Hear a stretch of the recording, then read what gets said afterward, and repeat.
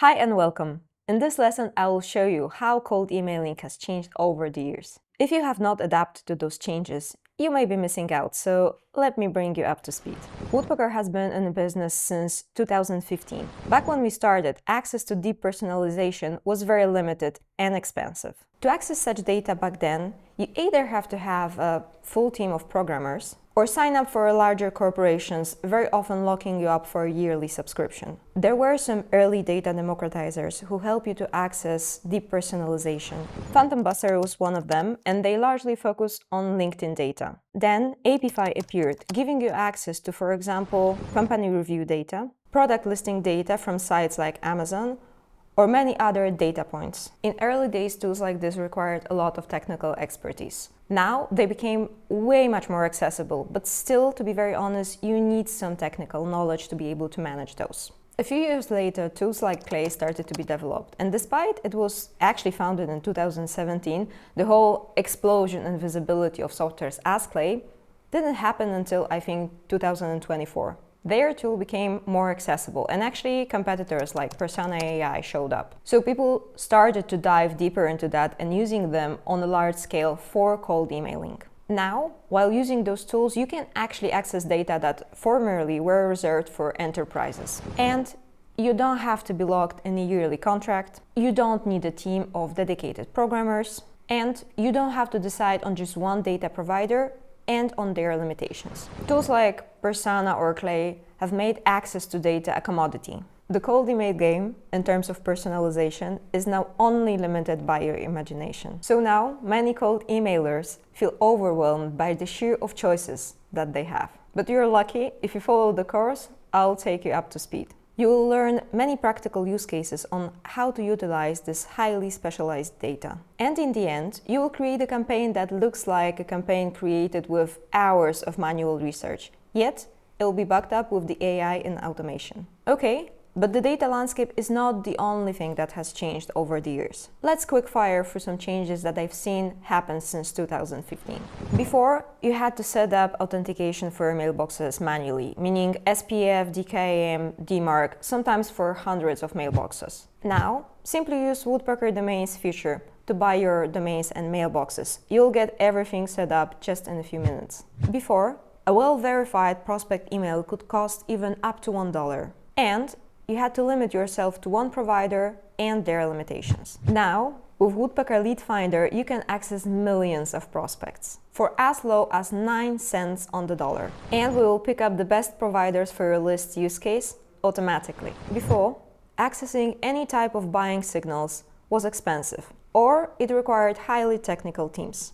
So, these types of signals were not accessible for smaller teams or companies. Now, you can access many types of buying signals on demand without expensive subscription. So you can easily access job listings, including their description. You can detect who visited your website, de-anonymize, and reach out to them. And you can scrape your prospect's website to get better personalization. These are just a few signals, and there are many more. We will cover that a bit later. Before, you had to pay expensive data providers to do just a basic segmentation. Even then, you mostly get access to data as company size, industry, or funding stage. It helped a bit, but still remains quite broad in terms of targeting. Now, first of all, basic data segmentation like industry, company size, or funding stage got much cheaper. But the biggest change is now you can create a micro-segmentation that back then required hours of manual work.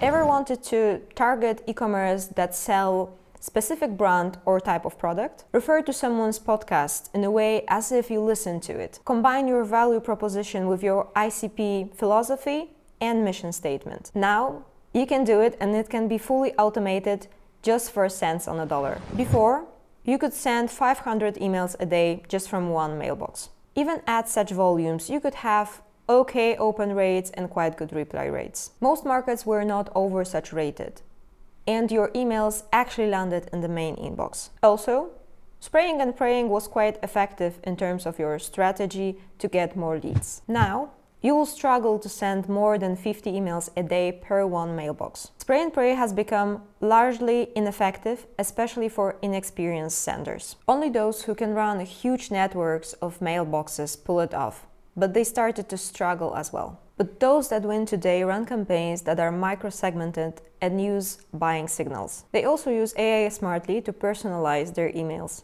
And most importantly, they focus on the fast iterations to figure out message market fit. To do that, you need to plan your infrastructure. We will cover that a bit later in a technical chapter. So I mentioned that spray and pray worked well a few years ago. To prove that, I would like to share a bit of data on that topic with you. Some customers do large-scale outreach without much personalization. They can make it work operationally and still drive a lot of business for their clients. Nevertheless, from the efficiency point of view, their outreach could be improved. Here's a customer that has always been a large-scale sender in Woodpecker. When they started with us, they were able to generate a reply with 181 emails delivered. Nowadays, with the same approach, it takes them almost 5,000 emails. This means that their large-scale approach got 27 times less efficient. Now, I'm using this example to show you that even with this type of efficiency drop, this is still profitable for this customer. It all depends on how well you can operationalize your outreach,